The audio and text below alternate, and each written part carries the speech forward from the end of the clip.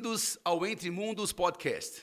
O Jeff hoje não estará presente, ele está ocupado com outras tarefas, então hoje irei apresentar o episódio 7 sozinho. E nós teremos a honra de conversar com o casal que tem o sotaque mais lindo do planeta, o Glauber e a Ana. Eles são de João Pessoa, mas moram no Canadá há aproximadamente 9 anos. Glauber e Ana, sejam bem-vindos ao Entre Mundos Podcast. Obrigado, Daniel. Legal. Então, Glauber, nós já somos amigos já há muitos anos, né? Vou falar para vocês como é que eu conheci o Glauber. Eu conheci o Glauber fazendo um trabalho missionário e ele era nós conhecemos a missão, ele era o assistente do presidente da missão, foi um dos assistentes mais poderosos que a Missão Brasil Campinas já teve. E eu tive a honra de visitá-lo, visitar a família dele em João Pessoa, quando a minha sogra estava morando lá. Mas, Glauber, eu estou muito feliz de estar batendo esse papo com você e com a Ana. Eu gostaria que você contasse para as pessoas que estão nos assistindo um pouquinho da história de vocês.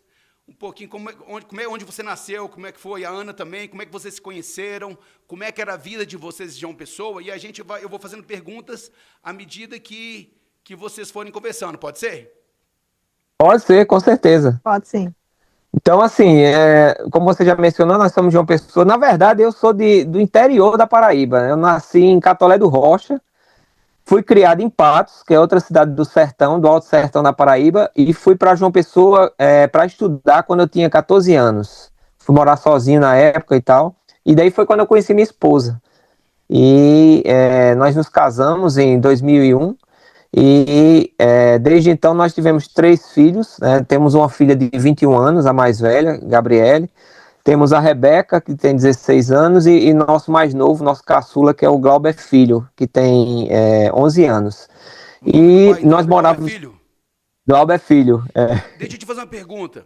Você falou que veio de uma cidade do interior. Quantos irmãos você veio de uma família grande, uma família pequena? Quantos habitantes tinha na cidade que você nasceu? Em Patos, na época que eu morei lá, porque eu nasci em Catolé do Rocha, mas desde 1 ano de idade que fui criado em Patos, então me considero mais patuense do que de Catolé. Mas a cidade é uma cidade pequena, do sertão. Na época ela tinha mais ou menos 90 mil habitantes, hoje ela deve ter 200 mil habitantes. Ela é uma cidade que gira mais em torno da produção agrícola e também de criação de animais, a pecuária é muito forte naquela região. A minha esposa que é de João Pessoa. Como é? O Lampião? Nasceu da terra dos pistoleiros. Mas Catolé do Rocha é terra de pistoleiro. É terra de pistoleiro. Pô, o pessoal é bravo mesmo? É bravo. Minha esposa é mais brava do que eu, mas... É mesmo? Ana, fala um pouquinho sobre a sua família, Ana. Como é que foi, onde você nasceu? Eu sou natural de João Pessoa, eu tenho mais 3 irmãs. Minha mãe conheceu o Evangelho assim, quando eu tinha 5 anos de idade.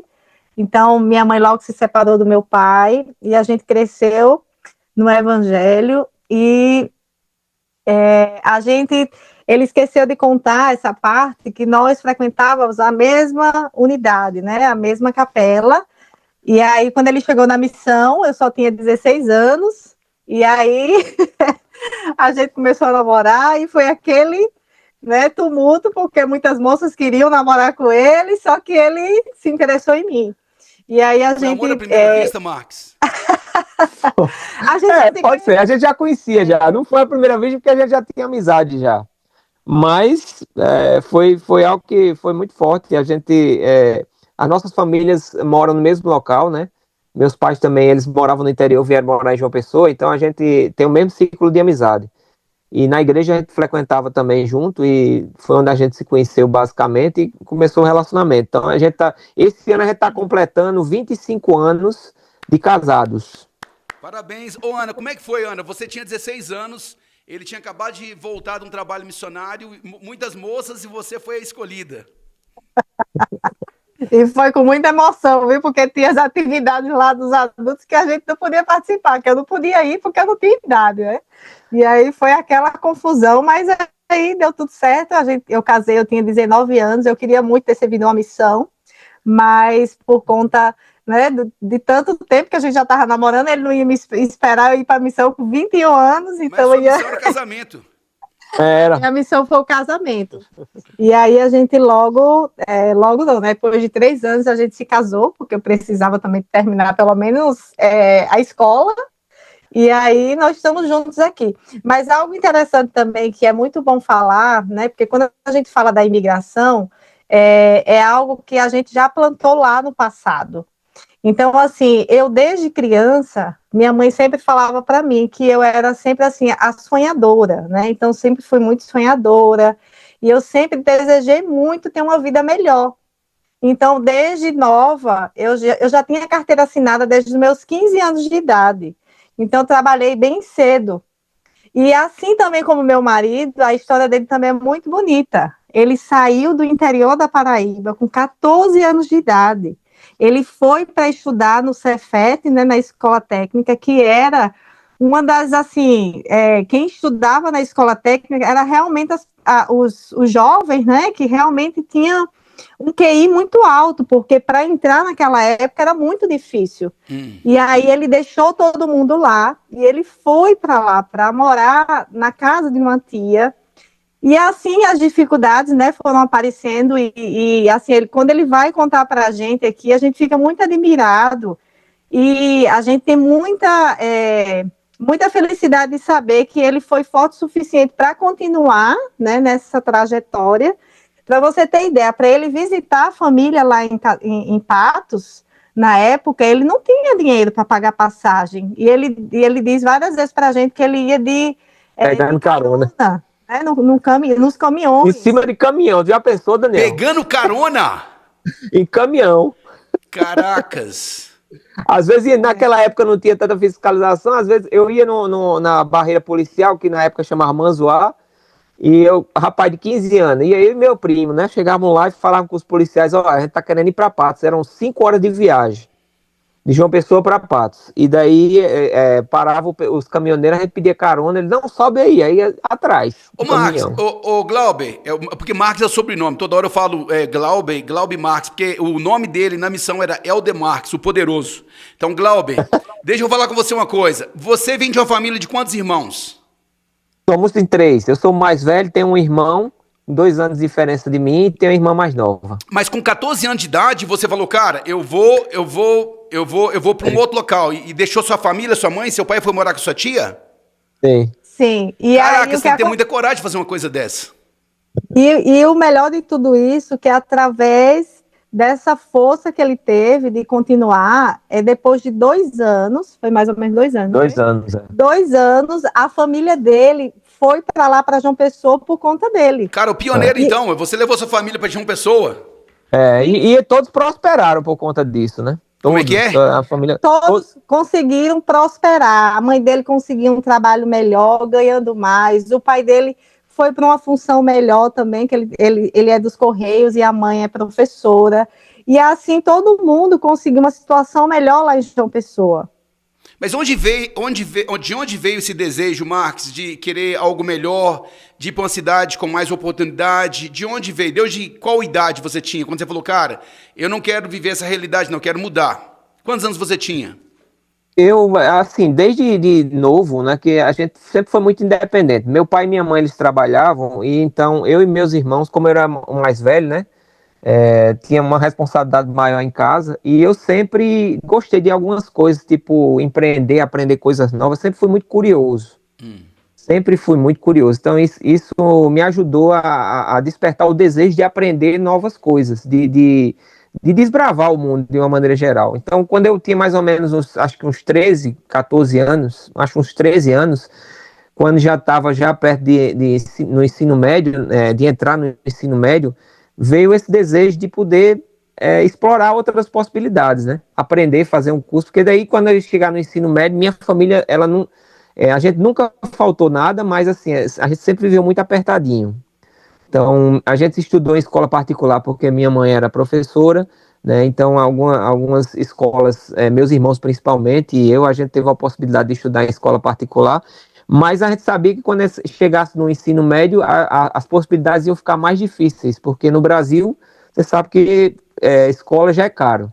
Com certeza. E para você fazer o ensino médio lá, né, que era o antigo segundo grau, se tornaria um projeto mais caro. Então, eu vi a possibilidade de estudar numa escola pública de qualidade, que era o Cefet, né, que é o IFPB hoje, né, os Centros Federais de Tecnologia na época.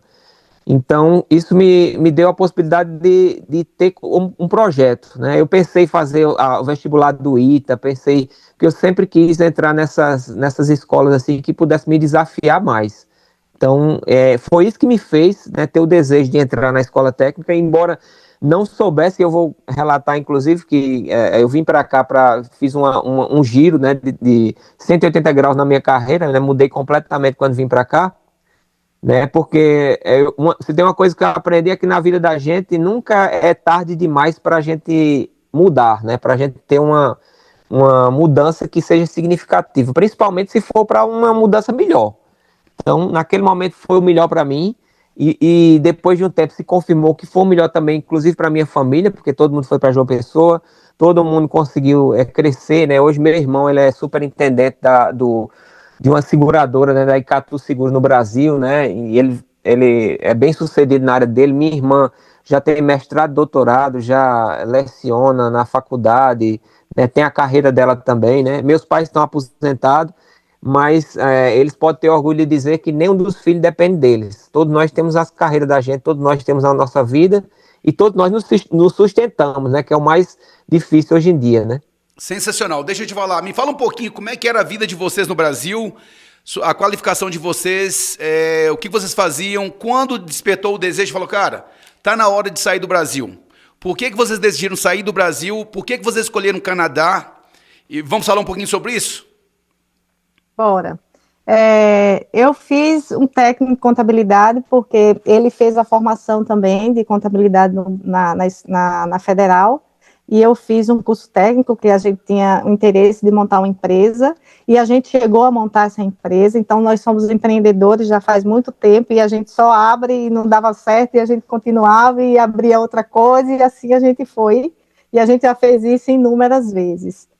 E aí, logo depois, eu fiz um curso para ser corretora de imóveis, porque eu queria fazer um curso que realmente eu tivesse condições de cuidar da minha família, já que a prioridade era eu cuidar das crianças e ele se esforçar um pouco mais para poder nos sustentar. E assim foi nosso plano, e o senhor foi nos ajudando, né, nesse processo. E aí ele fez a contabilidade na Federal, né, durante 5 anos.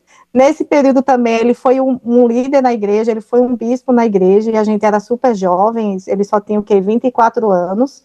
E eu me lembro que, assim, ele é tão inteligente que eu dizia, caramba, como é que pode? Você faz um curso desse, a gente é jovem, você ainda tem uma responsabilidade dessa, e eu não vejo você parando para estudar.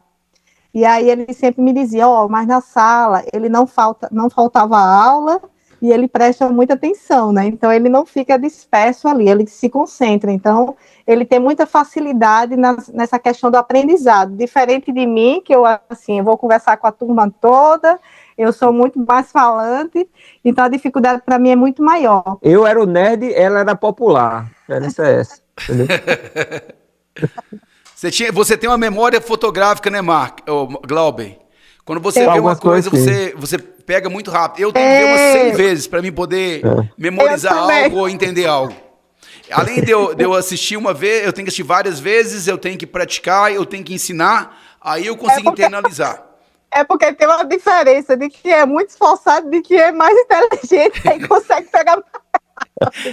A nossa filha do meio, ela diz, mãe, porque eu não sou assim, porque assim eu tenho que me esforçar tanto para fazer isso. Mas assim né? Cada um temos nossos talentos e assim a gente se complementa. E aí ele fez o curso de contabilidade, só que aí a gente viu que no Brasil também a questão da contabilidade a gente não ia conseguir manter a nossa família, já que ele já estava no mercado farmacêutico, já se fazia bastante tempo, desde que a gente casou, que ele já trabalhava como representante, como propagandista médica. Era representante regional ou nacional, Glauber? Não, eu trabalhava, cheguei a trabalhar de forma regional, pegando algumas cidades, sempre na Paraíba, e às vezes interior de Pernambuco também.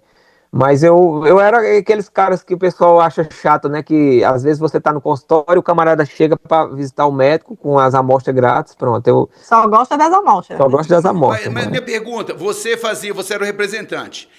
Eu lembro que você foi coach também, logo quando saiu o coach no Brasil, você fez curso de coach, não fez ou não?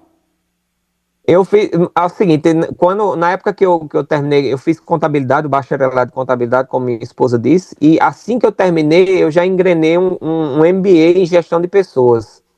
Isso daí foi que me ajudou, por exemplo, a aplicar para ser gerente distrital, gerente regional, né? Embora não tenha sido muito bem sucedido, eu gostava muito do trabalho, até hoje eu gosto muito de trabalhar com vendas. Embora não quisesse no início, né? Até a minha esposa ela pode contar até melhor, né? Que assim que a gente casou, a gente passou uma série de dificuldades e eu não queria ir para vendas. E ela sempre dizia, mas todo mundo vai vender, né? Aí eu fui ensinar para ele, né? Porque a pessoa que não é muito inteligente assim, ela não consegue, ela é mais na frente lá do computador, é para trabalhar sozinha. E eu já sou da comunicação. E eu disse a ele, olha, quem não nasce para vender não serve para viver, porque como é que você vai fazer? Tudo é venda, você para fazer qualquer negócio, qualquer coisa, você vai ter que se vender, você vai ter que se apresentar. E aí, assim, tanto que a gente conversou, eu disse, olha, faz um curso que dê para você ser empreendedor. Então, a gente sempre teve isso na mente. Assim também eu fiz um curso para ser corretora, porque eu poderia ser autônoma também. Então, sempre valorizei muito essa parte de você empreender, de você realmente ser dono do seu negócio, porque eu sei que só assim que a gente consegue progredir mais e ganhar mais. Excelente, com certeza. Parabéns. Eu lembrei aqui, quando eu visitei vocês lá no João Pessoa, e vocês falaram, Daniel, vamos lá, minha sogra morava lá em João Pessoa, eu fui visitar minha sogra e encontrei com o Glauber e a esposa. E você tinha o quê? Uma filha ou duas filhas na época? Duas filhas, né? Duas. Na época, duas filhas, E aí, ele falou assim, olha, Daniel, vão eu acho que era Praia da Areia Vermelha, é isso mesmo? Isso. É uma ilha da ilha, sei lá, a gente vai de barco, aí depois você tem que sair fora porque ela cobre tudo, eu não sei exatamente. Mas eu não sei se o Glauber vai lembrar, nós estávamos no barco, galera, e aí cheio de pessoas no barco lá, e a cadeira vai cair no alto mar lá. E o cara do barco pula para pegar essa cadeira, e eu, para aparecer pro pessoal, né, bom nadador, né, pulei, passei na frente do cara, peguei a cadeira, e a cadeira parecia que virou uma âncora, ela não saía do lugar, eu tava quase morrendo já, quase deixando a cadeira e indo embora. E o cara chateado, não queria me ajudar não, Max. O rapaz falou, não, você pegou a cadeira, você vai trazer a cadeira. Mas quando eu cheguei no barco, eu tava muito cansado, mas foi muito bom aquele tempo lá, viu? Bom demais. Mas que legal, João Pessoa, eu amei João Pessoa, é maravilhosa a cidade que vocês moraram, né, nasceram, a sua esposa aí. Mas me fala um pouquinho, como é que foi? Você estava trabalhando, então, de representante comercial de farmácias? Que já tinha 20 anos de experiência. 20 anos de experiência. E daí Quantos anos? Senti meio que 20 anos já de experiência. 20 anos? Como? Desde quando eu voltei de missão, eu trabalhava com isso. Em diferentes empresas. Caraca, você tinha muito, você está quase aposentando então no Brasil, então, Max? Mas aí assim, o que eu vi é o seguinte, uma das coisas que assim foi chata no período, mas que eu vi que serviu como fosse um empurrão para mim, foi que eu via que tinha pessoas que, como é comum, né, no mercado, inclusive no mercado brasileiro é muito comum isso, que tinha menos capacidade e cresciam bem mais porque puxava o saco, né? Aquela velha história do cara que puxa o saco do chefe, né? E daí tem a possibilidade de crescer, de se tornar um gerente e tal. E eu me dedicava, fazia o máximo, ganhei prêmio nacional em algumas empresas, viagem e tal, mas não tinha oportunidade, o que eu queria mesmo era poder crescer, né? E chegou um ponto que eu dizia assim, não, aqui eu estagnei, aqui eu não tenho mais para onde ir, eu não tenho mais o que aprender, né? Até pode parecer presunçoso, mas com o tempo de carreira, você chega a um ponto assim que você diz, não, eu preciso de um desafio novo. E olha que isso aí não era só uma empresa não, foram várias, né? E aí o que aconteceu foi que, na época, em 2016, eu comecei a fazer um Pathway, né, o curso de inglês, né, da BYU de Idaho, da faculdade BYU, e aquilo ali me despertou muito, porque eu tinha vontade de aprender inglês, né, então me ajudou a desenvolver o inglês. Você participou da primeira turma. Eu fui a primeira turma de João Pessoa do Pathway. A primeira turma de João Pessoa? Do Pathway formada, eu fiz parte dessa turma. E daí...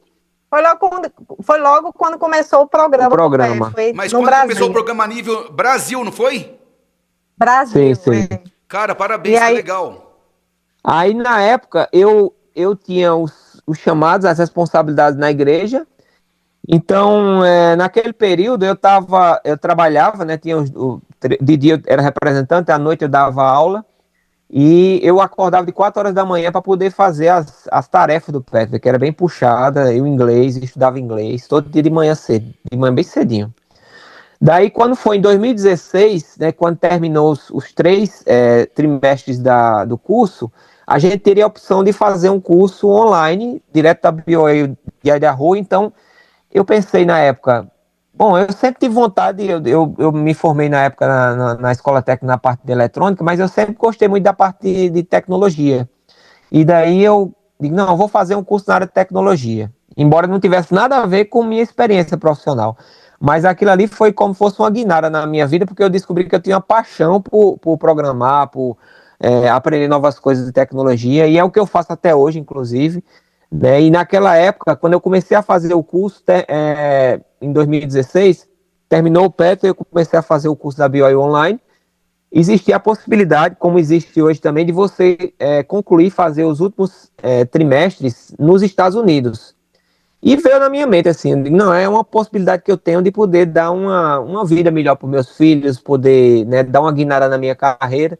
Só que quando a gente começou a pesquisar os Estados Unidos, a gente viu a dificuldade que era para poder, tipo, minha esposa ter autorização de trabalho, né, ter o work permit, e eu poder ficar depois, o que eu queria era poder imigrar, era o desejo que eu tinha era de imigrar, e naquele momento eu vi que não era possível fazer através desse caminho, né. E daí, conversando com um amigo lá no Brasil, ele deu a possibilidade, ele falando do Canadá. Falando, o Canadá, ele é do lado dos Estados Unidos e tal, a economia é muito parecida, tal. A gente não conhecia nada. Eu só sabia que aqui o povo era depressivo. Só sabia que era frio, tal, né? Mas não sabia nada. Mas você sabia que era frio, mas não sabia que era tão frio, né, Marcos? Não. Só falar um pouquinho, só fazer um comentário. Eu vim impressionado, porque tem pessoas que falam assim, não tenho tempo. Cara, eu tô admirado com a sua história. Você falou que tinha 2 trabalhos, você tinha responsabilidade na igreja, você fazia como se fosse um curso superior, que é o Pathway, para quem não sabe, é uma faculdade online em inglês. É inglês, não é, Marcos? É inglês, tudo em inglês. Então você tem, toda semana você tem que debater, você tem que argumentar, então você tem que desenvolver seu inglês. Cara, parabéns. Agora tem pessoas que falam, não tenho tempo. A coisa que eu mais detesto quando alguém fala, eu não tenho tempo. É mais fácil você falar, olha, eu não quero fazer, do que eu falar, eu não tenho tempo. Mas parabéns, viu? E você ainda era pai, né? Parabéns. Sim. Pode continuar, Marcos. Tudo. Aí isso que você está falando me faz lembrar uma frase que tem um ginásio público lá em João Pessoa, que tem uma frase bem grande assim: quem quer, arranja um jeito. Quem não quer, arruma uma desculpa. Então, assim, se você quer fazer, se você quer fazer algo, você vai arrumar um jeito. Então, o jeito que eu tive foi esse: acordar de 4 horas da manhã, dormir um pouco menos, mas ir atrás do que eu queria, atrás do meu sonho. Interessante de tudo isso é que primeiro ele falou que fez um curso na escola técnica, não foi? Foi. Depois ele falou que ele fez esse curso do PEF e depois ele entrou na universidade online da BYU para fazer um curso na área de tecnologia. E todas esses 2 cursos que ele fez nos ajudou aqui no início. A gente só conseguiu fazer algumas coisas, conseguir certos trabalhos, porque ele tinha essas experiências. Então, quando a gente fala assim, vou mudar de país, eu vou começar do zero, isso não existe. Não existe, porque você já é uma pessoa, você já tem bagagem, tudo que você construiu, você pode levar assim adiante. Claro, demora às vezes um pouco, mas as oportunidades vão aparecendo no decorrer do caminho. Então, e também só lembrando que, como você falou, conta lá do início da vida de vocês. Isso tudo é uma construção, né, de pensamento, de ação. Então, isso não vem assim de uma hora para outra. Por isso que tantas pessoas muitas vezes não conseguem, porque elas não construíram, elas não têm uma base, e aí elas querem vir para um país como esse, e muitos não conseguem continuar. Porque se elas não têm uma base fixa, se elas não construíram nada, quando elas chegarem ali numa oportunidade, elas não vão ter preparo para aquilo. Mas agora eu tenho perguntas para vocês. Por exemplo, lá no Brasil, vocês tinham casa própria lá no Brasil? A gente tinha um apartamento lá. Aí vocês teve que vender o apartamento, também. então. Eu quero que você me fale o seguinte, cara. Decidiu. Como é que vocês decidiram? Cara, vamos para o Canadá. Estados Unidos vai ser mais complicado. Vamos para o Canadá. Aí você começou a estudar a forma de legalizar a sua família no Canadá. Como é que foi esse processo? Deu frio na barriga? Ter que sair? Muito. Para mim, eu não acredito em instabilidade, mas você tinha uma certa segurança no Brasil. Casa própria, apartamento próprio, trabalho. E ter que deixar os familiares também. Deu um frio na barriga para vocês? Eu queria saber a opinião de vocês. Interessante disso também, Daniel, lembrando também que tudo tem um começo, né, para você conseguir chegar em algum lugar. Quando a gente foi comprar esse apartamento, era um apartamento que dava para a gente pagar, e era, assim, um valor bom, tudo, que era suficiente, e eu me lembro que quando a gente comprou, por ele ser pequeno, não ser tão confortável, né, como a gente gosta, tão grande, eu me lembro que teve pessoas que chegaram a nos criticar, né? E elas diziam assim, como é que vocês vão morar num lugar tão pequeno assim, e tudo? Eu digo, olha, isso aqui é o que dá para a gente pagar. Não seja por isso, a gente colocou ar-condicionado nos quartos, tudo, a gente ajeitou do jeito que a gente conseguia, né? Se sentir mais confortável. E aí foi através desse apartamento, porque aí a gente foi, depois de 5 anos, a gente já conseguiu quitar o apartamento, porque o valor era pequeno. Então, a gente pegou o FGTS, pegou, né, os dinheiros que foram surgindo, e aí a gente conseguiu quitar. E a gente só chegou a esse projeto por causa desse apartamento pequeno, que inicialmente zombava da gente, porque a gente morava lá naquele lugar. Tudo começa pequeno, né? As pessoas falam tudo começa pequeno. Então, parabéns, viu? Parabéns mesmo. Foi através desse apartamento que a gente pôde, como você tinha perguntado, né, sobre esse frio da barriga, e com certeza foi difícil, né? Foi complicado no início a decisão, mas pegou muita gente na dor, porque eu já estava meio que insatisfeito com algumas coisas que eu estava vendo, não só no Brasil, em relação à economia, tudo, né? Mas em relação à minha carreira, né? O trabalho, as possibilidades que estavam ficando escassas. Depois de um tempo eu descobri que foi uma decisão mais acertada, porque a grande parte das pessoas, dos amigos que eu tinha que trabalhavam no mesmo ramo que eu trabalhava, ou foram demitidos, ou saíram da empresa, foram para outra empresa. Tem uns que até hoje estão cambaleando na carreira. Então, era algo que eu vi que foi decisivo na vida da gente, essa decisão. E esse apartamento ajudou, porque foi o dinheiro que fez com que a gente pudesse pagar um curso, né, numa faculdade lá. Né? Fazer a comprovação de renda para poder ir para o Canadá. E aí você pergunta, mas aí como é que você fez? Você tinha seu trabalho, então já fazia um tempo que você tinha, então você poderia, né, ter um dinheiro bom ainda para trazer, e a gente não conseguiu esse dinheiro, porque simplesmente ele falou, foi sincero com o gerente da empresa, e falou que a gente tinha esse projeto, que a gente gostaria de fazer algum acordo na empresa. E aí o gerente não aceitou. Para me demitir, para que eu pudesse receber minhas contas e usar dinheiro que eu tinha. 20 anos de empresa, ele deixou você sair com a mão à frente e outra atrás. Não teve consideração nenhuma por você durante esse 20 anos de carreira. Nessa empresa, 5. Essa empresa, 5. E aí eu me lembro assim que a gente ficou super triste, porque era um valor muito bom, que a gente ia poder, né, vir com mais tranquilidade, mas mesmo diante disso a gente não voltou atrás, né, vendemos tudo que a gente tinha, a gente vendeu o nosso apartamento. E interessante também falar, que você fala, mas o inglês, como é que vocês fizeram? Porque a gente veio com um projeto para ir para uma universidade. Então, como é que você entra na universidade se você não tem um inglês tão bom? Por mais que ele se esforçasse, mas a gente não tinha acesso para ficar falando inglês, era um inglês assim que ele conseguia ler e conseguia fazer o que tinha de fazer ali, mas a comunicação é algo que só vem depois. E aí eu me lembro que quando ele foi para fazer o teste de proficiência, ele fez o TOEFL, porque era um teste que aí ele não teria, né, que ficar falando com a pessoa, assim como a gente está conversando agora, então ele não ia ficar nervoso. E aí ele disse, então vou fazer esse daqui, porque aí eu tenho condições de falar com o computador. Com a pessoa eu não tenho, mas com o computador eu tenho. E eu me lembro... Pedro, caiu a ligação. Voltamos. Voltamos. Aí, vamos lá. Então, dessa parte do estudo, né, quando a gente aplicou para ele... Só um minutinho, o microfone caiu.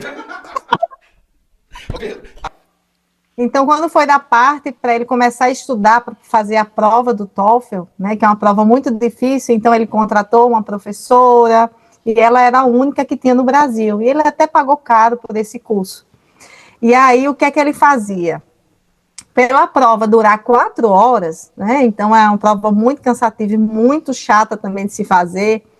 Então, eu lembro que ele ia... Na nossa casa ficava difícil dele fazer, porque, né, tinha crianças, tudo, e ele ia lá para uma sala, já que ele era um dos conselheiros lá da igreja, aí ele tinha a chave da capela, e ele ia para a igreja, e pegava lá uma sala, levava o computador, e ele ficava às 4 horas, todos os dias, durante vários dias. Então, eu acho que ele fez isso por mais de 2 ou 3 semanas. E ele enxugou lá os médicos e ele trabalhava mais na parte da tarde, mas às manhãs ele fazia isso. Então, assim, depois disso, aí ele disse, eu vou fazer a prova no mês seguinte. Eu fiquei enlouquecida, eu digo, meu amigo, não faz isso, porque é muito difícil, como é que você vai fazer uma prova como essa? Você não tem esse inglês todo. Ele, não, mas eu vou fazer, eu não quero saber, porque também por custar muito caro, né, fazer uma prova como essa, que era, eu acho que na época era uns R$700, eu digo, mas a gente não tem condições de você estar fazendo e reprovar. Ele disse, não, eu vou fazer. Vou fazer e vou passar. E aí ele fez a prova e ele conseguiu a nota, não foi tão alta a nota, mas era uma nota que dava para entrar na faculdade. Mas a faculdade de onde? Dos Estados Unidos ou do Canadá? Do Canadá. Aqui do Canadá já, porque a gente já estava com tudo para aqui para o Canadá, a gente já fez a pesquisa, a gente já tinha entrado em contato com a agente educacional, a gente já sabia como é que funcionava aqui, a imigração, tudo isso. E aí ele foi aceito para um curso, porque para vir para cá também teria que ser um curso que tivesse atrelado à formação dele lá no Brasil. Porque uma que a gente não poderia dizer que a gente ia ficar aqui, né, que a gente ia imigrar. A gente veio para estudar. E aí eles têm esse intuito de trazer a gente para estudar e depois vá-se embora para sua casa. Mas a faculdade era muito caro? O investimento foi muito alto para entrar na faculdade? Só um minutinho. Sim. Só um minutinho. Sim. Pedro, dá um zoom para mim, porque não foi legal. Outra coisa. Você tá comendo aí? Eu tô ouvindo aqui você bater dele aí. Tem certeza? Ô, Max, porque os outros... Então aí, claro que, assim, custa muito, né, muito caro realmente vir estudar. E a gente ainda veio pela fé, porque a gente só tinha o primeiro ano. E a gente veio para fazer um curso de 3 anos. Mas vem cá, você tinha um primeiro ano, quando você falou primeiro ano, você tinha a faculdade paga durante o primeiro ano, e você tinha também condição de pagar toda a sua despesa durante o ano, aluguel, comida e tudo? Sim, mas só durante um ano. Depois desse um ano, ferrou. Entendi. Então vocês vieram mesmo que na fé mesmo? Sim. E tinha amigos que moravam no Canadá já ou não? Sim, a gente veio muito porque o amigo que a gente falou na época, ele já estava lá aqui no Canadá.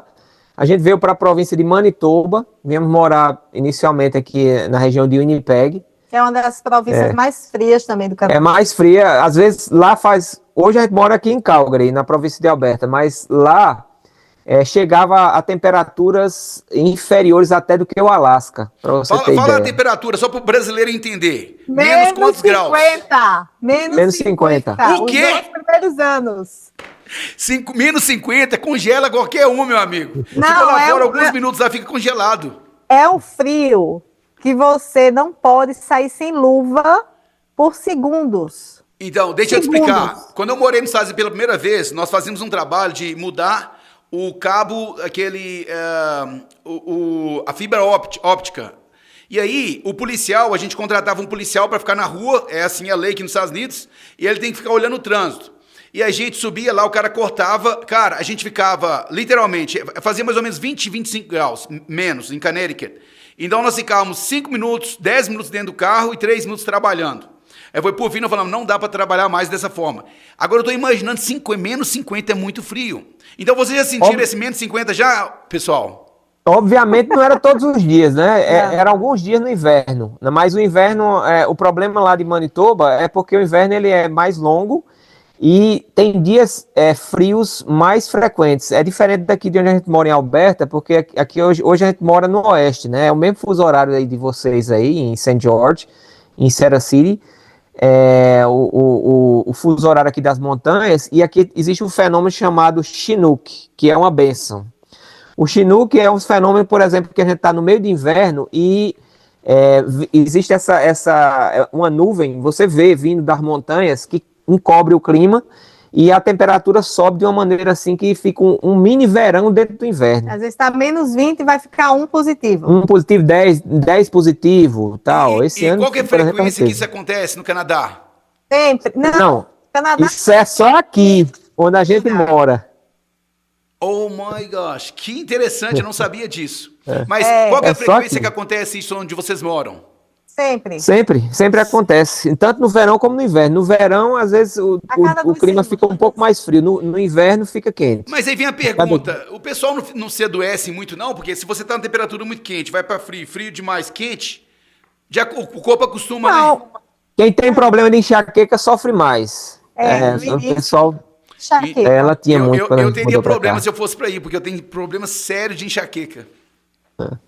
Mas aqui, Marcos e Ana, quando você chegar nos Estados Unidos, no Canadá, pisou no Canadá, deu um frio na barriga? Quando vocês chegaram para sua casa, assim... Meu amigo, muito não, né? Porque aí a gente chega assim, né? Tudo bonito, aquele lugar legal. Animado, com a nova vida, tudo diferente. Assim, passa a primeira, a segunda, a terceira, aí quando já vem a terceira, que aí você já vai ter que ir pro batente, vai começar a aula, vai começar a organização de tudo. Aí vem a rotina, né? E aí vem a rotina, que aí é o que pega. E principalmente porque eu, no meu caso, ele ainda tinha um pouco de inglês, né? Que também o inglês dele, assim, era dificuldade até para falar no telefone. Botar um telefone para esse homem falar era mesmo que chamar um palavrão. Chamar para brigar, né? Mas você não sabia, não tinha nível de inglês Eu não nenhum? sabia, não, eu estudei no Brasil, mas por não ter essa facilidade de aprender tão fácil, então é como se fosse que eu não tivesse estudado nada. Eu não me lembrava, eu não recordava. Minha filha falava assim, minha filha mais velha, que na época veio com 14 anos,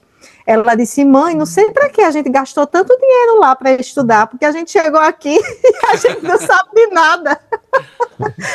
A gente ia para a igreja, não entendia nada, e era aquela agonia e tudo, né? Mas assim... e primeiro que a gente veio para morar numa cidadezinha bem pequena, com 12 mil habitantes. E nessa cidade não tinha muito trabalho. Então a situação ainda piorou mais, porque para quem tinha inglês já era difícil, que eles nem chamavam nem para saber se você tinha. E se não tivesse, então ia ser mais, assim, a condição ia ser muito pior. E aí, quando a gente viu a realidade também, que foi uma coisa também, algo diferente também que a gente fez, foi que a faculdade que a gente veio para estudar, que ele veio para estudar, é uma faculdade de 3 anos. E aí a gente botou na ponta do lápis, aí a gente viu a realidade da faculdade, que era uma faculdade cristã, e existia, assim, mais matérias religiosas do que educacional. E aí a gente falou, não, meu filho, a gente já fez instituto lá na igreja, já tem pós-doutorado já. Eu não quero ser pastor, não. E aí a gente viu que a condição da gente não teria, nossa condição financeira não teria condições de continuar nessa faculdade.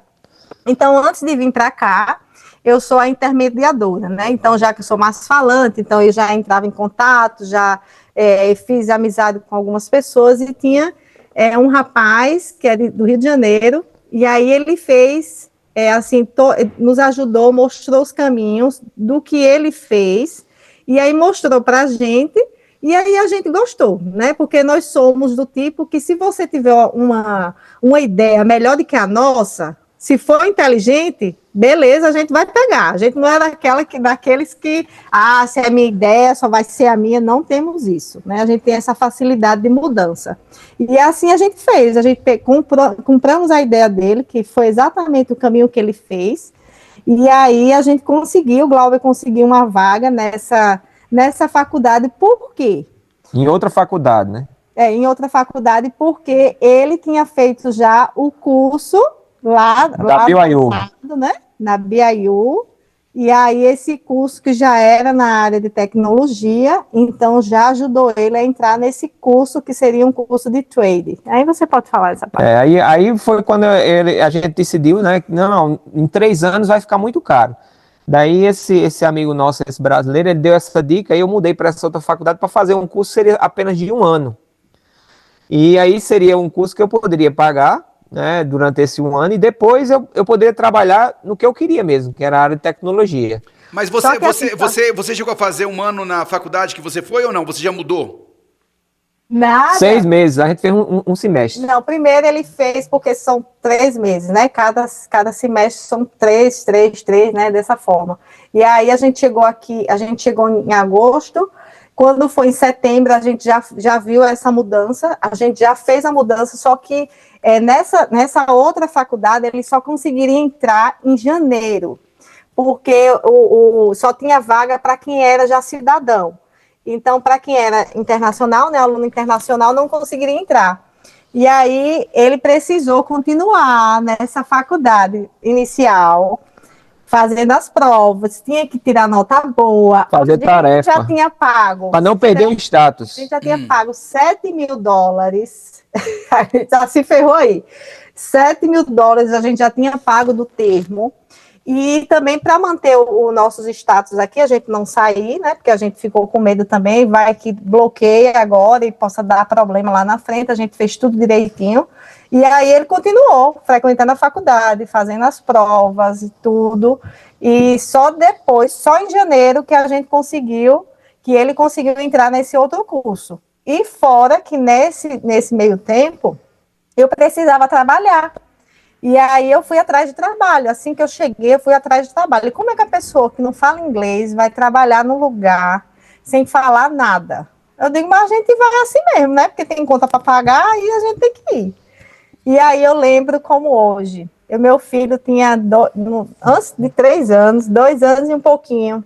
E não tinha nem com quem deixar ainda nesse momento, que eu só podia deixar depois que começasse a trabalhar, que aqui tem uma creche, né? Que tem uma daycare, que aí o governo ajuda, aí a gente ia pagar só uma taxa de $40 e ele poderia passar o dia lá na daycare. E aí, Glauber que foi comigo para uma entrevista na Pizza Hut. Então, a Pizza Hut foi o meu primeiro emprego aqui no Canadá. Quantos meses no Canadá você tinha? Dias. Não tem nem um mês. Ué, então você chegou e já começou a trabalhar então? Não, aí a gente foi para entrevista, né? Só que como é que a pessoa fala? Quem respondia era eu. A mulher perguntava e eu que respondia por ela. Caracas. Aí certo, né? Ela aceitou tudo, né? Tava precisando.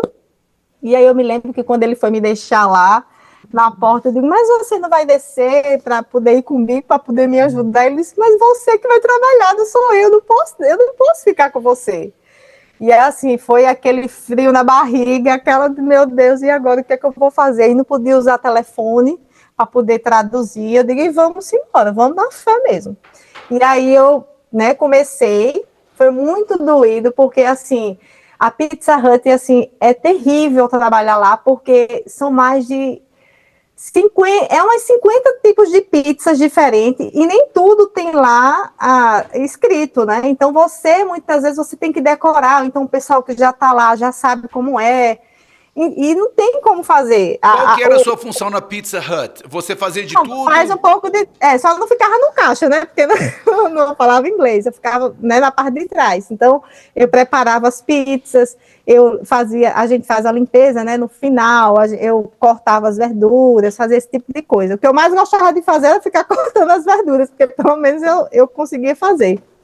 Mas, assim, foi um período muito difícil, porque eu não sabia falar, eu não conseguia entender direito, então era aquela repetição ali, e as pessoas zombavam de mim, eu percebia que elas ficavam, né, zoando, porque falavam comigo, eu não conseguia entender, mandavam eu pegar umas pizzas na parte, né, refrigerada, e aí eram vários tipos de pizza. Eu me lembro, assim, que era um sofrimento entrar ali dentro, porque eu não sabia exatamente qual era a pizza que eu deveria pegar. Mas, assim, eu fiz o meu melhor. Infelizmente, eu só consegui passar um mês, porque ali eu estava concorrendo com os filipinos, e filipinos, eles são acostumados, né, a trabalhar com isso no país deles, então é muito fácil para eles trabalhar com isso, porque eles já crescem. Eles também já falam inglês já, né? Eles são educados desde criança a falar inglês. Eles já falam inglês, então assim, para eles, o trabalho, o idioma, então aquilo ali já é mamão com açúcar. Ô, Ana, então, você foi demitido no primeiro mês, então? no primeiro mês eu fui demitida. Eu tenho um amigo que foi demitido no primeiro dia. Então eu fui bem, né? Então foi bem, ela foi eu bem. tenho que contar essa história, porque é engraçada essa história. Nós chegamos lá na Inglaterra, e aí, eu louco para mim poder trabalhar, o inglês eu já falava, né? Mas aí, eu já tinha morado nos Estados Unidos. Quando eu fui para a Inglaterra, eu já tinha morado nos Estados Unidos. E nós passeando na Inglaterra, lá, turistando na Inglaterra, aí passamos em frente a uma pizzaria, e tava assim, ó, em inglês, eu vou falar em português para o pessoal entender, contrata motoqueiros. Aí eu peguei o telefone, cara, cheio de motinha novinha lá, aí eu peguei e liguei. Eu falei assim, eu vi a placa, o anúncio aí, vocês estão precisando de motorista, motoqueiro? Sim, estamos precisando. Quando eu posso fazer uma entrevista com vocês? Pode vir hoje. Aí eu fui lá, tipo assim, umas 5 horas da tarde, aí cheguei na entrevista lá, o cara me perguntou, quando eu fui para a entrevista, eu já memorizei a rua que eu morava, porque ele ia me perguntar onde que eu morava. Todas as ruas até chegar na pizzaria dele. Então eram mais ou menos 7 ruas. Aí quando ele falou assim, onde você mora? Aí eu falei, você conhece a Modern Road? Então você paga na Modern Road, pega essa rua à direita, depois você pega essa rua e falei rua por rua, e aí chega aqui na sua pizzaria, lá que eu moro. Nossa, você conhece bem? Eu falei, conheço bem. E você já tem experiência? Eu falei, tem. Onde você trabalhou? Eu falei assim, Adrian's Pizza. É Adriana's Pizzaria, né, em Connecticut. Só que eu falei, Adrian's Pizza. Eu falei, onde que é essa pizzaria? Eu falei assim, essa pizzaria não é aqui não, é? Eu falei, não. Onde que é? Nos Estados Unidos. Mas você está aqui na Inglaterra, como é que você vai fazer? Mas, eu tenho a memória fotográfica, eu pego as coisas muito rápido. Eu falei, não, tudo bem. Deu para ver que você é um cara diferenciado. Pode começar hoje, então.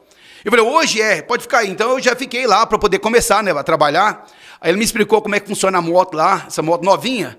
Para ligar ela, você tinha que apertar o freio e bater lá, senão ela não ligava. Aí a primeira entrega, cara, tinha 7 motoqueiros assim, aí eu tremendo por dentro, falei, cara, mas eu vou conseguir e tal. Aí o cara me chamou, Daniel, sua vez. Eu cheguei lá assim, mostrou o mapa grande, eu falei, a entrega é nesse lugar. Fui lá e fiz a entrega rapidinho. Só que quando eu fui ligar a moto, eu esqueci que para ligar a moto, você tinha que apertar o freio de mão, né? Não, o freio da frente. E aí a moto não ligava, fiquei lá uns 5 minutos tentando ligar, não ligou, fui empurrando ela, moto novinha, empurrando ela, correndo para a pizzaria, que não era tão longe. Aí eu parei na metade, falei, não faz sentido empurrar essa moto. Aí eu pensei, aí lembrei, liguei, cheguei na pizzaria, minha segunda entrega. Aí o cara mostrou para mim onde que eu tinha que ir, em vez de eu ir para a esquerda, eu fui para a direita. Resumindo a história para vocês, já tinha 40 minutos que eu estava com a pizza e o cara me ligou. Falei, onde você estava? Falei, eu estou na esquina da pizzaria, eu estou meio perdido. Falou, volta aqui. Eu voltei, ele me explicou, aí eu fui lá e entreguei a pizza. Resumindo, durante a noite toda, eu fiz só 2 entregas. Aí ele falou assim, eram umas 8 horas da noite, 7h30. Ele falou, Daniel, eu acho que tá tranquilo já, pode ir para casa. Se eu precisar de você, eu te chamo você. Até hoje eu estou esperando a ligação dele. Nunca me ligou. Então, eu fui mandado embora no primeiro dia. Mas, coragem eu tenho para poder encarar os desafios. Mas, Ana, e aí o que você fez depois que você foi mandado embora lá da Pizza Hut? É interessante que assim, eu não tinha inglês, né? Mas nesse dia... Eu acho que eu entendi o que a mulher estava falando, da reclamação, a lágrima desceu, eu digo, e agora, o que é que eu vou fazer, né? E eu digo, vamos para casa chorar, né? Que é assim mesmo, e chorei, me lamentei, senti saudade de tudo que eu deixei do Brasil, e porque eu estou aqui, eu não preciso disso. E aí eu disse, mas vamos embora. No outro dia eu estava lá buscando oportunidade de novo, infelizmente a cidade era muito pequena, então era muito difícil de conseguir. Mas aí... A gente já tinha conseguido essa vaga, que seria em Winnipeg, né, a cidade mais próxima, que é a cidade maior, e aí lá teria a possibilidade de eu trabalhar com brasileiros, ou então com portugueses, então teria essa oportunidade sem o inglês, porque nesse momento eu precisava de dinheiro, então o inglês ia ficar para depois, né, eu ia estudar nos intervalos, e o que importava agora era fazer dinheiro para poder pagar as contas. E assim a gente fez. A gente ficou nessa cidade durante 3 meses. E aí você me pergunta, e vocês fizeram o quê? Vocês compraram os móveis, tudo? A gente não fez nada disso. A gente, falou, né, na igreja lá que a gente estava chegando e também quem tivesse alguma coisa para doar. E aí a gente recebeu as coisas doadas, a gente também ia em locais também que tinham doações também para o pessoal que estava chegando, e a gente ia, eu me lembro que esse local que a gente ia era lá em Winnipeg, a gente tinha que ir 40 minutos para lá, e a gente chegava cedo, tinha que chegar cedo, porque tinha uma fila de gente, e aí a gente chegava cedo, aí pegava uma fichinha, e aí você podia pegar tudo que queria. Então, tinha coisas de casa, tinha roupa, tinha brinquedo, tinha, assim, um pouquinho de tudo. E tinha muita coisa boa. Claro, tinha, às vezes, uma coisa ou outra que não era tão boa assim, mas muita coisa era muito boa. E a gente pegou colchão, a gente pegou travesseiro, a gente pegou muita coisa lá.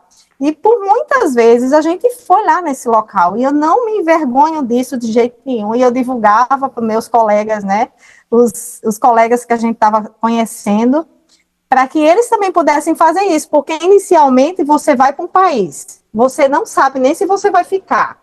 O dinheiro é contado, porque a gente não tinha dinheiro sobrando para ir lá numa IKEA da vida e comprar tudo novo, sem saber o que, ia acontecer amanhã. Então, essa economia a gente fez, e aí também tem um centro de ajuda também, que você pode pegar, né, alimentos também nos locais. Então, onde tinha essas ajudas, a gente também ia atrás, não tenho também vergonha de dizer isso, e também sempre compartilhava com as pessoas. Eu sei que tem muitas pessoas que sentem vergonha, eu sei que não é tão simples assim para a nossa autoestima, porque a gente está acostumado a doar, né? A gente nunca foi de buscar em canto nenhum no Brasil, a gente que doava, a gente que fazia para as pessoas, mas eu coloquei na minha cabeça o seguinte, eu disse, olha, nós estamos passando por essa fase, isso aqui é uma fase, somente uma fase.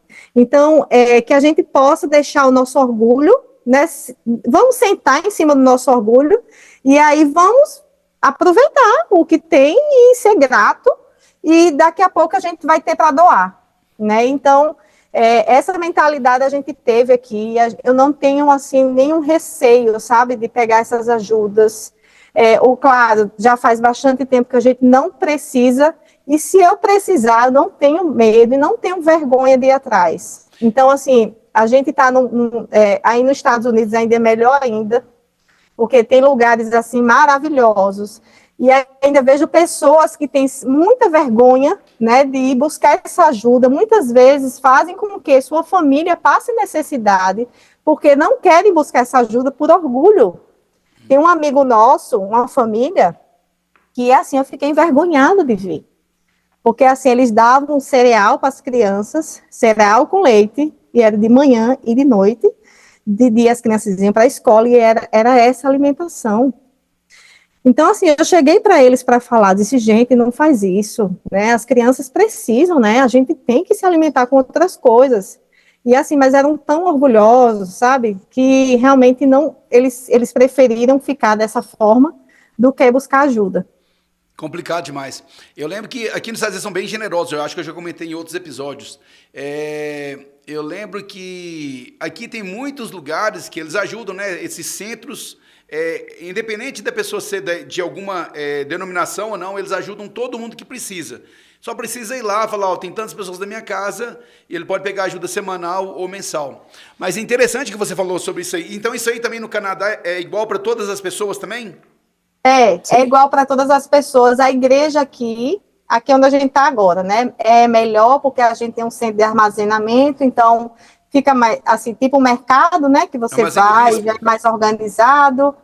E aí, mas assim, lá em Winnipeg já era diferente, já era num local que aí era todo mundo, você via todo mundo, e assim a gente dizia, era uma tristeza para entrar, mas outra alegria. Agora uma pergunta, voltando aqui sobre o trabalho, quando você foi para aí, você podia trabalhar legalmente porque ele estava estudando ou não? Sim. O visto dela era atrelado ao meu, então eu vim com o visto de estudo, automaticamente na época, né, as regras mudaram, mas na época ela tinha direito, por conta disso, a um visto de trabalho em aberto. Então ela podia trabalhar em qualquer lugar. É diferente daí, né? Minha pergunta agora para vocês, por exemplo, é diferente aqui. A pessoa que quer vir, quer emigrar para os Estados Unidos, e eu com um casal, então assim, hoje mudou as leis? Quem está estudando, quem não está estudando pode trabalhar ou não? Agora as regras elas mudaram um pouco, acho que de uns 2 anos para cá. Agora o cônjuge ele tem direito a trabalhar, um visto de trabalho em aberto, quando aquele que vem estudando vem fazer mestrado e doutorado. Antigamente só não. para mestrado e doutorado? Só para mestrado e doutorado. Antigamente não. Qualquer curso superior que fosse numa instituição credenciada pelo governo canadense, se o cara viesse para fazer o curso superior naquela instituição, o cônjuge tinha direito. Aí mudou 2 anos para cá, devido a uma série de fraudes que foram detectadas aí, algumas nacionalidades que abusaram um pouco da lei. E aí é aquele negócio, né? Uma vez o camarada faz um negócio errado e os outros que fazem as coisas certas têm que pagar por aqueles que fizeram errado, né? Então mudamos para a Unipeg e meu marido conseguiu, né, continuar estudando na área de tecnologia e terminou o curso depois de 1 ano, porque a gente conseguiu essa vaga, então estreitou mais o nosso processo de imigração. E assim que ele terminou o curso, não conseguiu trabalho, e a gente tinha 2 escolhas, voltar para o Brasil ou ir para uma cidade menor que a gente tivesse oportunidade. E a gente escolheu ir para uma cidade menor, que era 1h30 de Winnipeg, e lá ele conseguiu trabalho no chão da fábrica, que foi na área, ele fazia toda a instalação de motorhomes na parte elétrica, e depois de 1 ano e meio, ele conseguiu uma oportunidade para trabalhar na sua área, né, na área de desenvolvimento, porque ele foi se desenvolvendo nesse meio do caminho. Ele terminou o curso e ele começou a estudar novamente e fez fez outra graduação aqui, ele continuou estudando pelo Brasil online, e ele se desenvolveu praticamente sozinho. E depois disso, a gente tinha a meta de buscar um lugar que fosse melhor para a nossa família, que tivesse realmente um suporte melhor com relação à nossa religião, né, com relação à igreja, porque lá era só um grupozinho que a gente tinha, uma cidade de 12 mil habitantes, e a gente ficou lá durante 3 anos, e nos preparamos depois que a gente recebeu a residência permanente, e viemos para cá, para Calgary, na fé, não tínhamos trabalho, deixamos tudo para trás lá novamente, e demos o passo da fé. Glauber conseguiu trabalho 2 semanas antes da gente vir. Eu me lembro que um amigo falou assim, e aí, vocês vão pela fé? Nós fomos pela fé. A gente decidiu vir para Calgary sem trabalho, e a gente disse assim, nós temos esse objetivo, determinamos o dia, e a gente se determinou, vendemos tudo lá, tudo, nos organizamos, e com 2 semanas antes da gente chegar aqui, ele conseguiu trabalho na área dele. E aí a gente, quando esse amigo falou para a gente, vocês vão pela fé, aí ele foi responder assim, não só pela fé, a gente conseguiu um trabalho, e ainda foi um trabalho na área dele. E aí a gente chegou aqui, a gente também não tinha casa, conseguimos ver um imóvel, tudo pela internet, e estamos aqui em Calgary já faz 4 anos, e a gente tem buscado, né, se desenvolver. Assim, quando eu cheguei, eu montei uma empresa de limpeza. Eu fui empreender porque era o que dava no momento, porque eu queria ficar em contato com meus filhos e não dava para eu e ele ter esse trabalho, né, de 8 horas e tudo, ficar fora de casa tanto tempo, e as crianças precisavam de mim. E eu comecei a empreender, e depois eu fiz o curso, né, para ser terapeuta, eu fiz um curso online, e hoje eu trabalho como terapeuta emocional. E ele conseguiu também, nessa cidade aqui, já é o 4º trabalho já. Então, nós somos o tipo de pessoa que a gente não para até conseguir chegar onde a gente quer. As pessoas olham para a gente e dizem assim, mas vocês estão tão bem, por que vocês ainda querem mais? Porque a gente não chegou no objetivo que a gente quer. Então, a gente sempre está buscando algo mais, algo mais. E para melhorar, quando a gente chegou aqui, a gente viu a possibilidade, né, da gente ter um ramo, né, a igreja na nossa língua, e a gente foi buscar também essa oportunidade. Ele também buscou informações e mandou mensagem para a liderança aqui da igreja, e a igreja começou a partir de nós, em português. Caraca, então vocês são os pioneiros, então, da igreja em português na cidade? Somos os pioneiros. Canadá. No Canadá? No Canadá. Caraca, A primeira unidade em português do Canadá surgiu da iniciativa nossa, e foi aqui em Calgary. Depois surgiram unidades em Toronto, em Halifax e em BC, em British Columbia, aqui do lado. Mas a primeira unidade em português foi aqui. Sensacional. Foi em Calgary. E a igreja aí está crescendo? Muito. Agora somos uma ala, né? Há 2 semanas só se tornou uma ala. A primeira ala do Canadá em português também. Caracas, Então, parabéns, viu? Ô, Ana, você falou que faz terapia, você é terapeuta emocional. Fala um pouquinho para quem está nos ouvindo, o que você faz? Quem que você atende? Você atende pessoas em outros países? Ou você atende só brasileiros? Como é que é? Eu atendo pessoas de várias localidades diferentes, né? Eu já atendo da França, atendo dos Estados Unidos, já atendi de Portugal, daqui do Canadá, do Brasil. Então, essa é uma terapia que eu trabalho diretamente com a raiz do seu problema. Então, é uma terapia breve, uma terapia de resultado, é uma terapia que eu não preciso da fala para que você consiga se livrar dos seus traumas e de suas dores.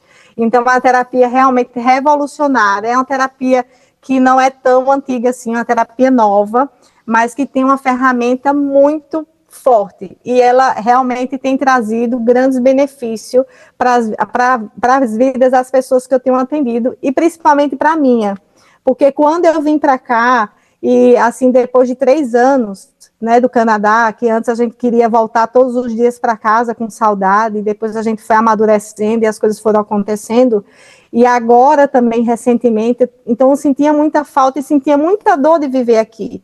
Mas por quê? Porque eu tinha uma dependência emocional muito grande de tudo que ficou para trás, e principalmente da minha mãe, e do que eu carregava sobre mim, inconscientemente. Então, isso eu me livrei, e hoje realmente eu consigo viver minha vida através dessa terapia, que foi ela que me ajudou a sair dessa situação, e aí eu fui e tive o desejo de realmente fazer essa formação, e hoje eu tenho atendido pessoas diariamente e transformado vidas. E assim, eu tenho visto muitas mulheres, principalmente mulheres, né, que me procuram, e assim, elas têm tido resultados excepcionais. Para você ter ideia, tem uma cliente que ela é portuguesa e ela tinha muito medo de agulha, fobia de agulha, ela não conseguia fazer um exame e ficar bem. E ela se livrou dessa situação, dessa fobia. Hoje ela vai, faz um exame normalmente e ela está super bem. Outra, eu tenho atendido ela, ainda estou acompanhando, porque é um processo que vai demorar um pouco mais, porque ela passou por uma situação de violência doméstica, o marido quase que mata ela, e ela estava assim com a autoestima e com a dependência ainda emocional muito grande desse marido, e hoje ela realmente já sente livre e já sente assim que não tem mais sentimento nenhum para ficar com esse homem, né, em sua vida. Então, assim, são relatos que realmente eu tenho visto que tem realmente transformado a vida dessas mulheres através desse meu trabalho. Nossa, parabéns. Eu acho que um trabalho dessa natureza, além de você estar salvando vidas, né, porque as pessoas estão numa situação onde elas não conseguem enxergar uma luz no fim do túnel. E através do trabalho de terapia, ela começa a enxergar coisa que antes ela não tinha capacidade de enxergar. Por isso que ela precisa de uma pessoa que vai ajudar ela, pegar na mão dela e ajudar ela a dar aqueles passos. Mas se a pessoa quiser entrar em contato com você, como é que acha você? Eu tenho um Instagram que se chama Terapeuta Ana Carla. Então lá eu explico, né, como eu procedo. Então, assim, podem entrar em contato através do meu WhatsApp, que tem lá o linkzinho. E fora que essa é uma terapia que eu não tenho interesse nenhum em continuar com essa pessoa por tantos anos como uma terapia normal. É uma terapia que é rápida. Para você ter ideia, essa portuguesa, eu atendi ela por 4 meses, né, uma vez na semana. Então, é uma terapia muito rápida. E dependendo da situação, tem pessoas que a gente ainda consegue fazer em 10 sessões. Então, é muito rápido o processo, porque eu não preciso da fala. Pessoas que têm muitos traumas, pessoas que têm muita dificuldade em falar, principalmente homens, né? Que têm muita dificuldade em falar e se expressar, em realmente demonstrar a sua fragilidade, e muitas vezes tem algum vício, alguma coisa que fez no passado e não gostaria de compartilhar isso. Eu não preciso que você compartilhe comigo. Simplesmente eu só preciso que você siga o protocolo que eu vou falar, e eu vou acompanhando, e rapidamente você consegue se livrar dessas dores. Sensacional. Ô, Marcos, Glauber, deixa eu fazer uma pergunta. Valeu a pena sair do Brasil? muito, valeu muito. Valeu tanto quando a gente vê os filhos, né, o quanto se desenvolveram na língua, na cultura, né, é outra situação, né. Como minha esposa falou, a gente, no início, né, tem aquela questão de, com 3 anos a gente pensava, vamos voltar, mas aí a gente perguntou para eles e eles diziam, não, a gente quer ficar. Então, não, então a gente não tem mais motivo para voltar, né? Mas foi uma bênção, né? Tanto para a questão da nossa família como profissionalmente, né? Eu me desenvolvi muito, né? Aprendi dentro de uma área que eu tinha uma paixão, né?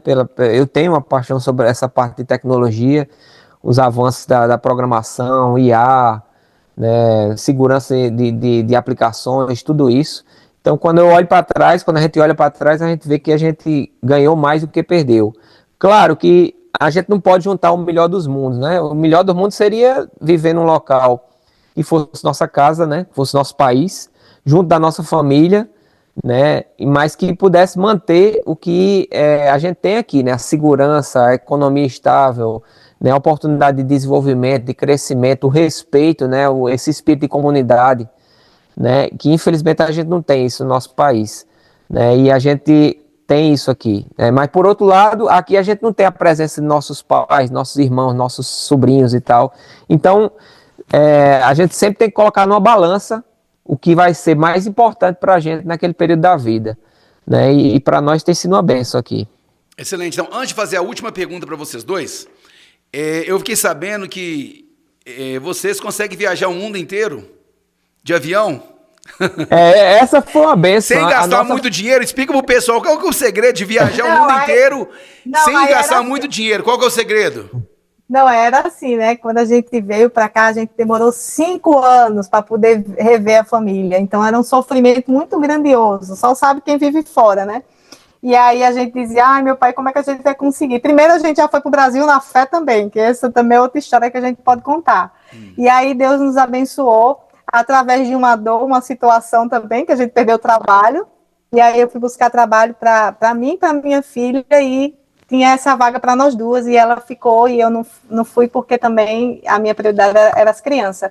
Então nossa filha trabalha na Air Canada, então a gente tem acesso, né, para viajar para onde a gente quiser, pagando, né, só a taxa de embarque e nossos filhos podem ir acompanhados com ela. Então Deus não só nos deu a bênção de poder visitar a nossa família, mas quando a gente precisar e desejar, e não só nossa família, como outros lugares. Então agora vocês não têm desculpa me visitar aqui em Utah, né? Não tem desculpa. É só eu vir para Las Vegas, eu vou encontro com vocês lá em Las Vegas lá. Mas aqui, uma viagem dessa aí para ir para o Brasil, quanto vocês gastam com passagem, com as taxas? É muito alto ou não?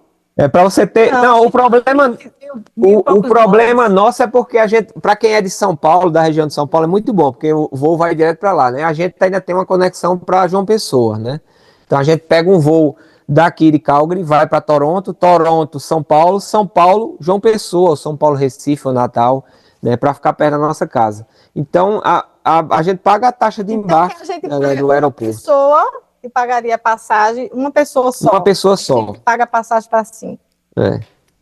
Eu vou falar com a minha filha Sara para ver se consegue um emprego nessas empresas aí. É uma boa ideia. É uma boa ideia, boa opção. Eu tenho um amigo que trabalha comigo, Leque, o nome dele, e ele mora em outro estado, e ele trabalha no estado de Utah, então ele vem de avião, sempre está indo de avião.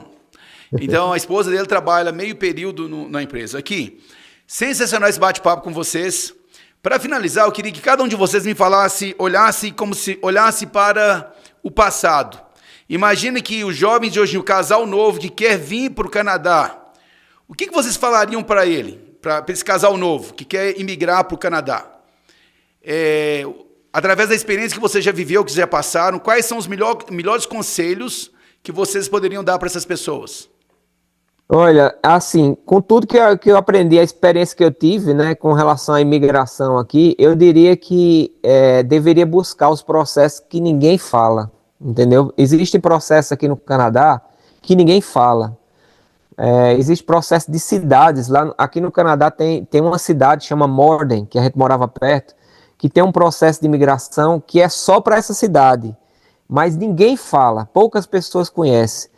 Existem processos o processo de algumas cidades rurais aqui do Canadá que pouca gente fala.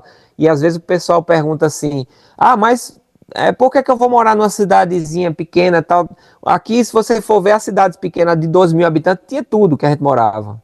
Tinha o Walmart, tinha os principais mercados, tinha tudo.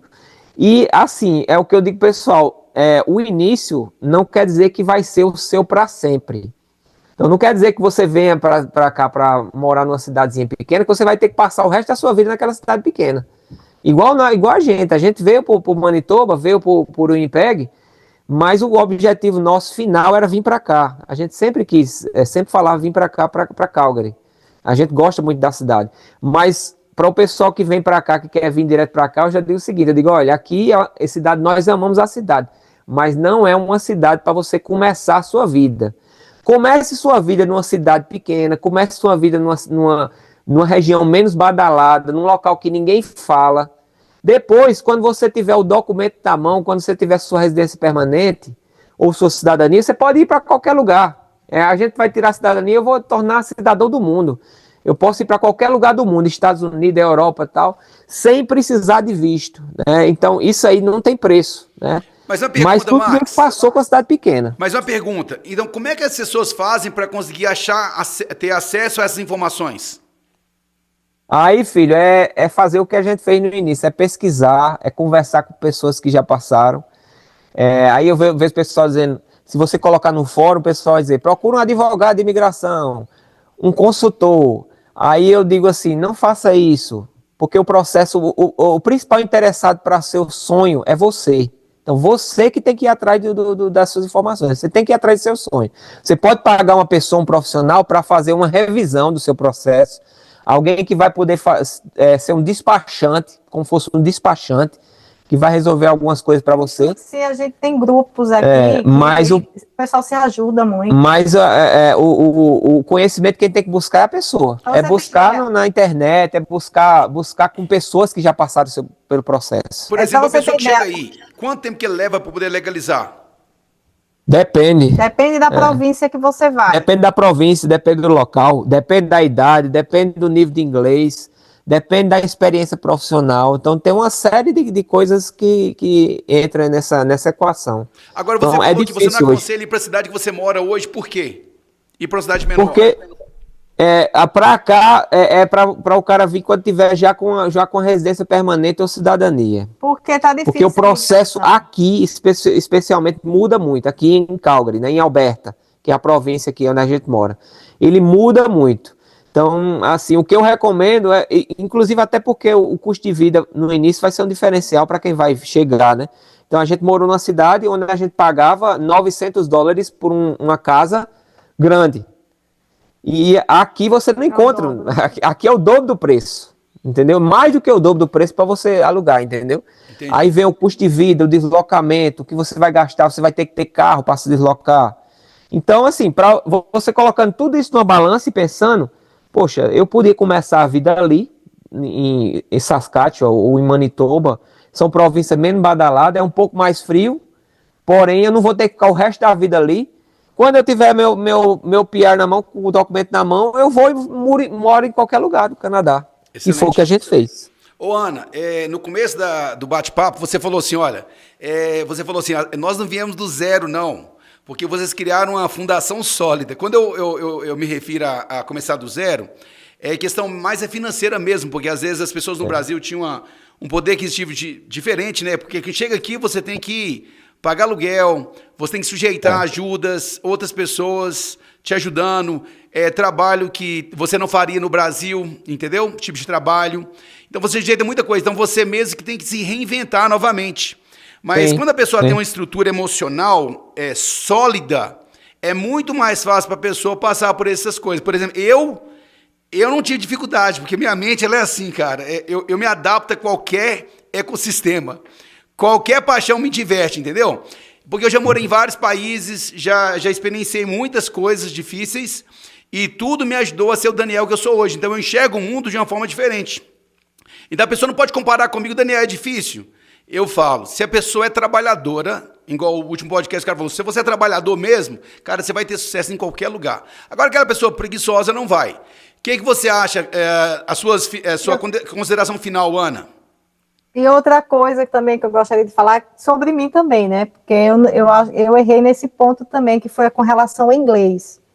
Então, assim, eu teria me dedicado muito mais, teria começado. É porque também o projeto Canadá surgiu em mais ou menos de um ano a gente decidiu sair do país. Então, foi muito rápido, então, realmente, esse preparo eu não tive, né, tão antes assim.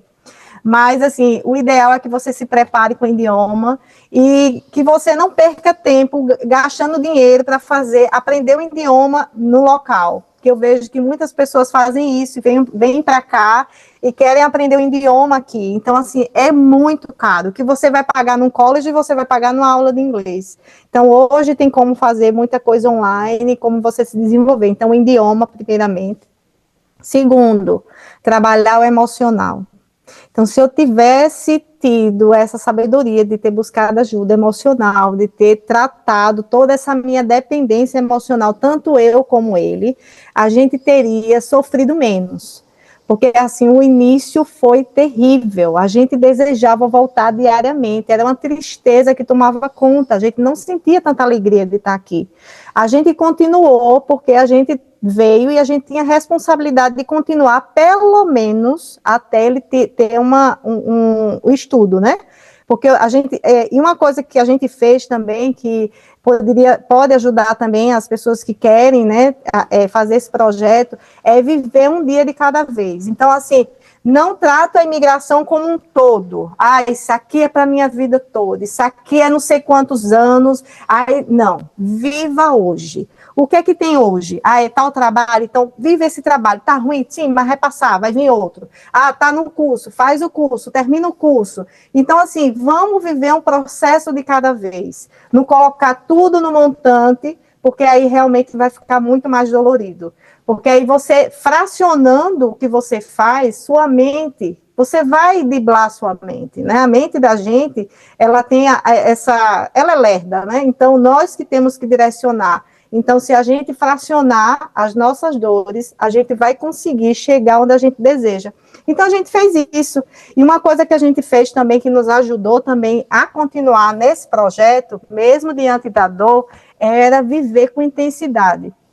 Então, a gente passeava com as crianças, mesmo sem ter dinheiro, porque aqui tem muitos parques para a gente ia acampar, a gente sempre fez as coisas que precisava. Teve um período que eu disse assim, a gente recebeu tal dinheiro, a gente não pode ir no Brasil, que era o período da pandemia. Então, o que a gente vai fazer? Vamos comprar a gente comprou um trailerzinho, aí realizamos o sonho de comprar uma caminhoneta, renovamos o trailer, enfim, então a gente viveu intensamente tudo que a gente podia. Então, assim, não esperar o final, só quando tiver aquele emprego do sonho, só quando tiver terminado aquilo, não. Viva o que tem para hoje. Não espere terminar tudo que você tem para fazer, para você dizer, agora eu estou feliz. Excelente, olha, eu concordo 100% com o que você falou, eu acho que as pessoas têm que viver o processo, faz toda a diferença e com intensidade. Parabéns pelo exemplo de vocês são um casal maravilhoso. E é muito bom ser amigo de vocês e ter conhecido vocês lá no Brasil. Nós tivemos pouco tempo lá quando eu fui em João Pessoa, mas eu gostei muito de João Pessoa. E espero encontrá-los aqui em Utah brevemente. Agora vocês não têm desculpa. Só pegar o voo Las Vegas ou Salt Lake City, eu posso pegar vocês lá. Beleza? Quer falar alguma coisa, Marcos? Alguma consideração final ou tá tranquilo? Tá tranquilo. Só dizer também que minha esposa fez o merchan dela, eu vou fazer o meu também. Faz o seu, por favor. Fala um pouquinho. Eu sou, como eu falei, trabalho com tecnologia, sou desenvolvedor, full stack. Eu trabalho hoje por empresa, mas eu tenho um projeto, né, e estou colocando adiante o projeto de dar suporte para empresas na área de tecnologia, de montar agentes de inteligência artificial, de montar aplicações web, aplicações mobile, aplicações empresariais, né, para empresas, né, e eu estou com esse projeto aí e logo, logo vamos ter algumas novidades aí nessa área também. E você tem um website já ou você tem um Instagram que você divulga as informações? Tem um website, o Instagram, minha esposa é mais blogueirinha, ela divulga mais, mas eu tenho um site já ativo, desde quando eu terminei meu curso, né, com projetos. O nome do site é improveforweb.com. Improve, de melhorar, improve. Eu vou colocar na descrição aí pro pessoal aí. Beleza. Legal. Ô, Marcos e Ana, foi um prazer conversar com vocês. Muito obrigado. Espero revê-los aqui em Utah brevemente. Obrigada. Um abraço. Tchau, tchau.